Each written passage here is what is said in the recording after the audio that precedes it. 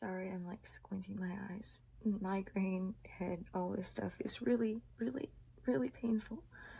I haven't shared something like this on here for a while, and that's because for the past 2.5 years, recovery has been like front of mind, and necessarily so, and honestly, it still is.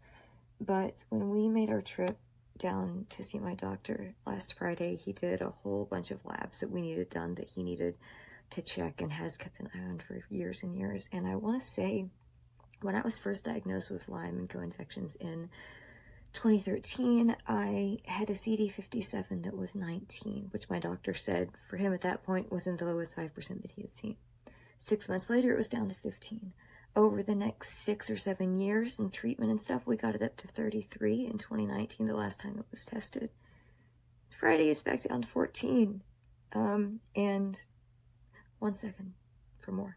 I don't have the brain power to go into all of this science right now, but if you're wondering what the heck is a CD57 test and what does that mean, it is a test that has been identified to kind of measure the natural killer cells that are very specific to attacking Lyme disease and related co-infections, but specifically Lyme. And the lower your CD57 score, the more likely you have an active infection, the more likely it is you have been infected with it for longer, and honestly, the worse state of your immune system, the worse off it is.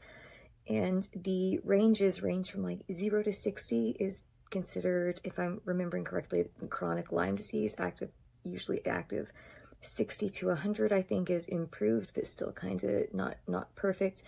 100 to 300 is ideal and much better. And the fact that mine is down to 14, the lowest it's ever been, is scaring me, because we've got some infections that we gotta somehow deal with again.